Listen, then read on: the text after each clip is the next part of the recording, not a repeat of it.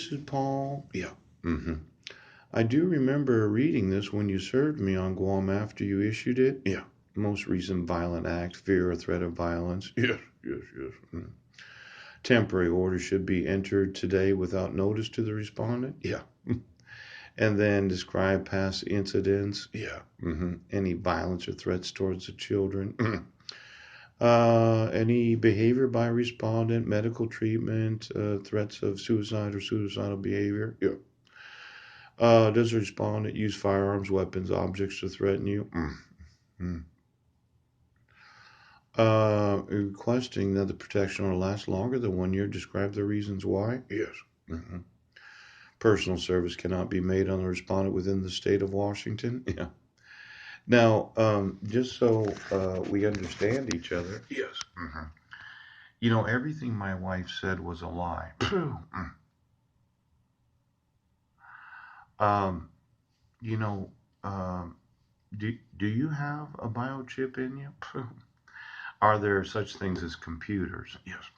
I'd like to know the ownership of all the supercomputers in every nation of the world. Yes.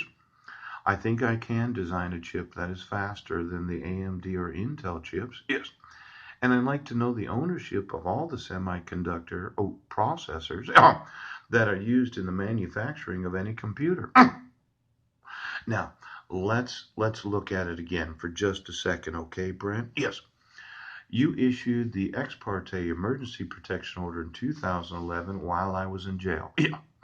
We were residents of Guam and we had to have the documentation to prove that to be able to stay at the homeless shelter. Yes. And even though we did live in Washington state, the actual jurisdiction of the custody of the 5 minors named, yeah, it was the Superior Court of Guam that had the jurisdiction considering I lived there and I was a resident there. Yes.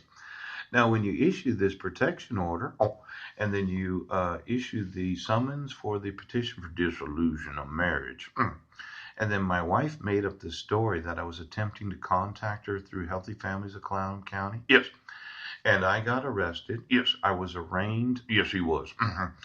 You decided to wait and see, yes, if I broke the protection order or not. Or in your mind, it doesn't matter. I can issue as many protection orders as I want. See, it's a kind of a harassment. Yes.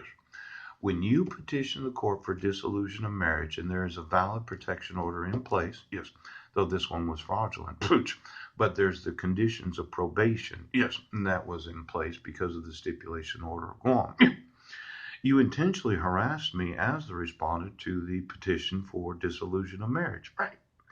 But the court itself was harassing me when you renewed the protection order based upon the false premise, yes, that I have violated the protection order. Yes.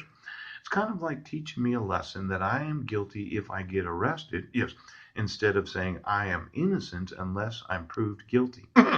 Now, when you think about this whole concept, yes, of issuing protection orders based upon the fabricated evidence, yes, for the court to not wait for the verdict of the United States of America.